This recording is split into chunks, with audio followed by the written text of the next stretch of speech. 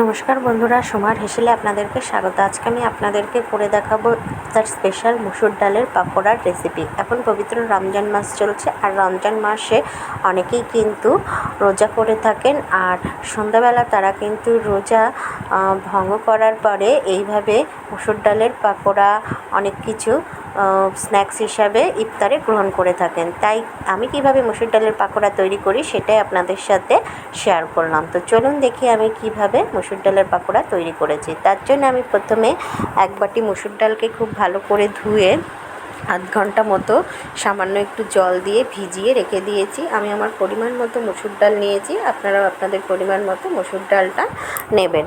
এবার খুব ভালো করে আমি জল ঝরিয়ে নেব।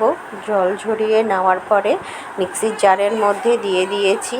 মিক্সির জারের মধ্যে দেওয়ার পরে সামান্য জল দিয়ে আমি একটা পেস্ট করে নিয়েছি। মুসুর ডালের পেস্ট আমার হয়ে গেছে। এবার আমি একটা বড় মিক্সিং বাটির মধ্যে মুসুর ডাল বাটাটা নিয়ে নিয়েছি। আর যা যা দেবো সেগুলো হলো কালো জিরে, সামান্য একটু হলুদ গুঁড়ো, পরিমাণ মতো নুন, লাগবে দুটো বড় সাইজের পেঁয়াজকে কুচি করে নিয়েছি, বেশ কিছুটা ধনেপাতা কুচি করে নিয়েছি, স্বাদ অনুযায়ী কাঁচা লঙ্কা কুচি নিয়েছি। এবার এই সমস্ত উপকরণগুলো দিয়ে আমি মুসুর ডাল বাটার সাথে খুব ভালো করে মেখে নেব।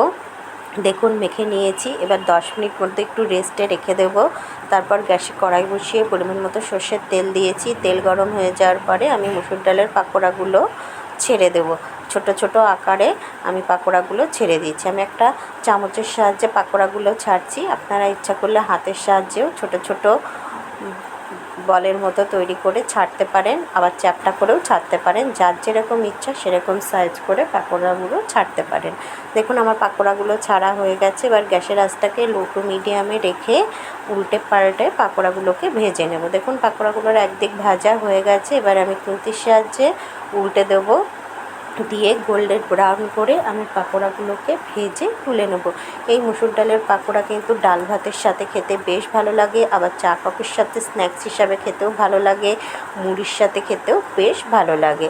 ইফতারের সময় কিন্তু নানা রকমের রেসিপি থাকে, তার মধ্যে এইভাবে মুসুর ডালের পাকোড়া তৈরি করলে সেটাও কিন্তু খেতে বেশ ভালো লাগবে।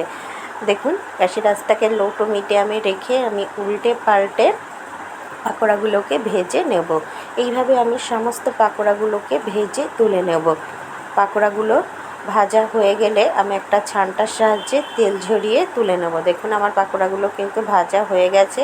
আর এই মুসুর ডালের পাকোড়া কিন্তু দারুণ সুন্দর ক্রিস্পি হয়, এমনি এমনি খেতে কিন্তু বেশ ভালো লাগে।